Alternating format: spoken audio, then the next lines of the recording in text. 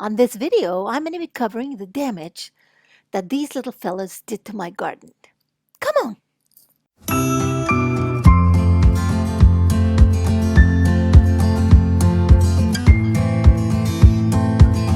Well, I started noticing it with my roses. They weren't as many as before, and then it continued with less tomatoes and less tomatoes, and I was wondering, So here I am looking at the tomatoes that I do have and trying to take this the blossom that is dead off so that I don't get blossom and rot.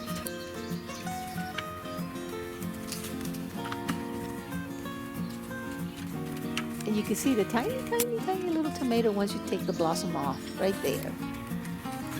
I have this mosquito netting right here because I thought that it was, at first I thought it was the rabbits that were messing with my tomatoes. Look, I have this because it's been raining too much.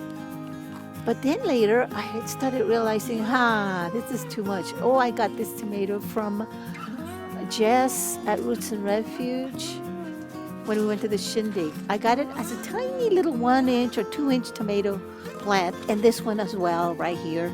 And now look how beautiful. They've given me so many gorgeous tomatoes. But I still have to take care of them, and I have to wrap them up with this mosquito net.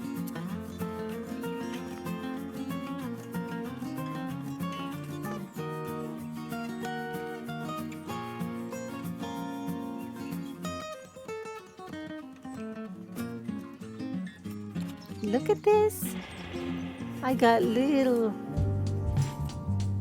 cherry tomatoes coming up too.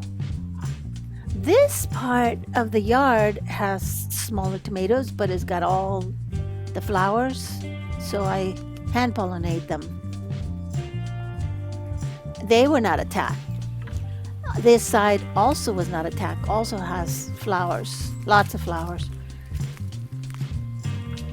On the other side of this, these tomatoes don't want to do anything. There's a group of about 8, and I just need to do something about it. But the rest are coming along just fine. This is where it starts. Devastation.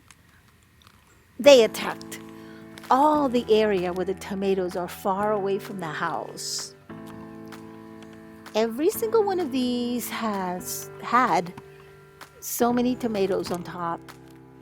They were loaded with tomatoes. I was getting ready to stake them because the tops were leaning over, but the deer came and they did a good job. Now I have the little stakes right here, the little tomatoes standing up, but I still need to stake them. If I would have known this was going to happen, I never would have removed the suckers, but I did. But as you can see, they're coming out from the sides.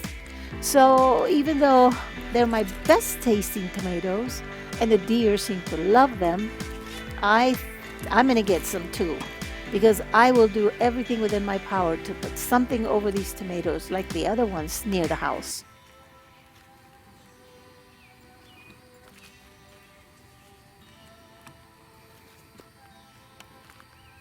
This row here had so many tomatoes, but I still have 3. And I have 1 right there. That's good.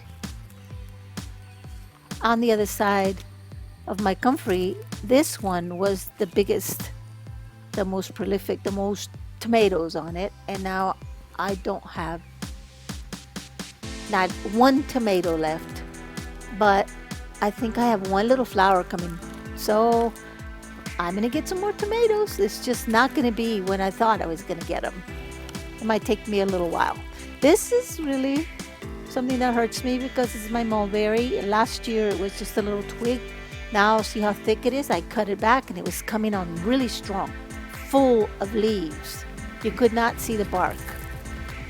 I had it under this basket, but it got too big for it, so I took the basket off. I should have left it on.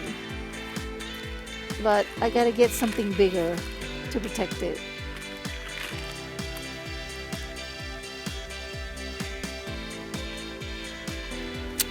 I thought this was going to be perfect because we had this chicken wire around this huge area of tomatoes, but there's one little tomato here. The rest the deer got. This one in the middle used to be the biggest here in this little bunch, and all I have left is 2 little twigs.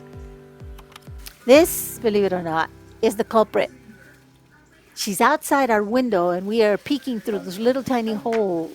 She's not sure if there's somebody behind the door.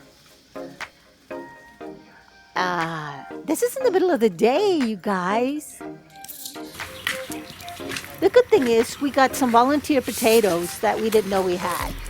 So that's great. Something always good comes out. Like these beautiful flowers. My garden just gives me such beautiful, gorgeous colors.